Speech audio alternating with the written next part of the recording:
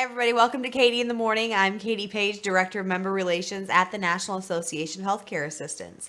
We are officially halfway through October, Breast Cancer Awareness Month. So before we got into today's topic, I did want to give you guys a reminder that today is the last day that you can order the NACA Members Supporting Members Breast Cancer Awareness t-shirt on the NACA Pro Shop. That is www.nacacna.org.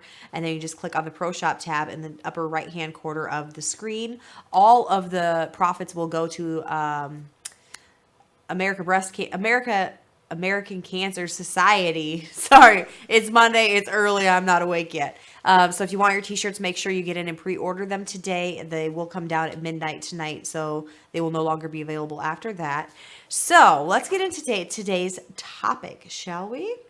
Today we are talking about creating a pocket care plan. This can be something, a very, very, very useful tool for especially the CNAs, the ones who float from either unit to unit or even building to building, those staffing CNAs that are out there going to a building for the first time.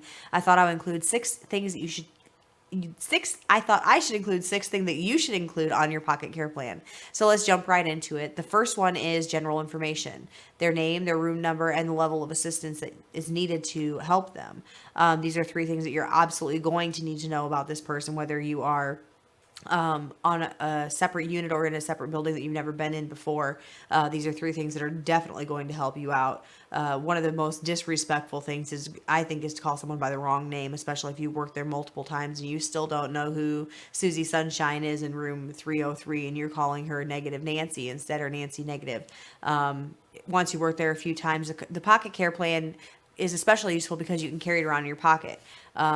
Usually what I do is I just create it on a blank sheet of paper, make little tables on it, include the categories that will be listed in here, and just write all the information in on my first shift as I go, as people are telling me about it, or as I'm reading it in their actual care plan. Just make those quick little notes in there, fold it up, put it in your pocket, and on you go.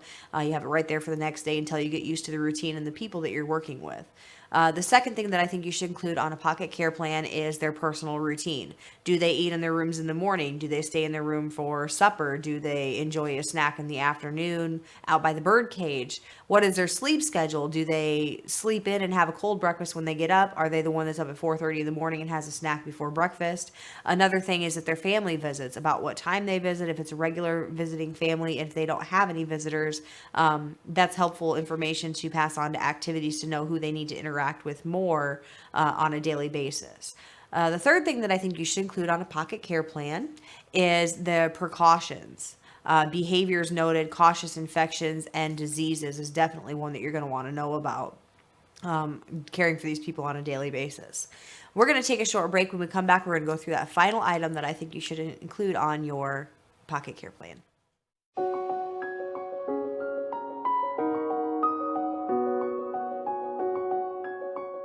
Join us as we honor CNAs with your host, Lisa Sweet.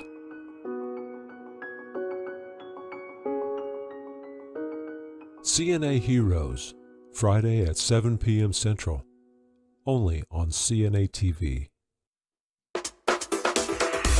Tune in to our live stream of the NACA Break Room with Katie Page every Monday at 4 p.m. Central on CNA TV. Welcome back to Katie in the Morning. Today we're talking about creating your own pocket care plan for those areas that you're not so familiar with in your building, or if you're floating from building to building like a staffing agency CNA might. We've blown through the first 3, so let's just jump right back into it. One of the things that you should definitely include on your pocket care plan is special equipment. Do they have lifts? Do they still use alarms? Do they use bed rails at night?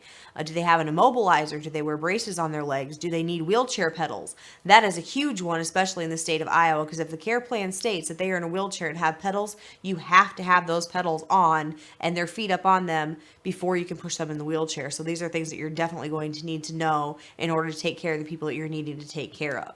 The next thing that I think you should include on your pocket care plan is personal hygiene. Do they have hearing aids? Do they have dentures? Do they wear their own pajamas, or does the facility provide them a gown? This can become especially helpful, like to the 3 to 11 shift we'll take, for instance, or the evening shift. I shouldn't say 3 to 11 because some run 2 to 10, some run 2:30 to 11, some run, just 4 to 9, depends on what shift and where you work. During that beginning of the shift, a lot of CNAs set up for their PM cares right before supper when everybody's out of their rooms. They're going up, they're opening beds, they're setting their basins out, their pajamas out. Your pocket care plan, just pull it out. Yep, this person wears dentures. I'll get the cup out to brush their teeth, put them in there at night. Oh, they need their side rails up, so I'm going to put this one up beside the wall so that I know the other one has to go up. Oh, they need a fall pad, or they have an alarm on their fall pad. This is all stuff that you can set up beforehand and is definitely going to save you time at the end of the night. And then the last thing that I think you should include on your pocket care plans is the programs that they participate in. Are they in physical therapy? Do they do speech therapy? Is there occupational therapy? Walk to Dine program is a huge one that gets overlooked because people don't know who's supposed to be on the Walk to Dine program.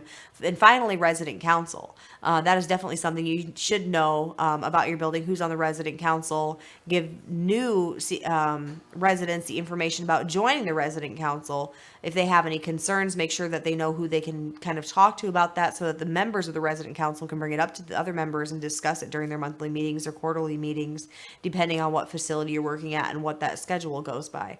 But with physical therapy, occupational therapy, and speech therapy, these are sometimes things that you have to work around, especially on the day shift. They may be set for physical therapy at 7:35 Monday, Wednesday, Friday. You know that person has to be up, have breakfast, and sometimes have their pain meds a half hour before they go to physical therapy. So definitely keep those things in mind if you're looking to create your own pocket care plan, or if you're a preceptor looking to make a pocket care plan for somebody that you're trading. I thank you guys all for joining me today, and I will see you next time on Katie in the Morning.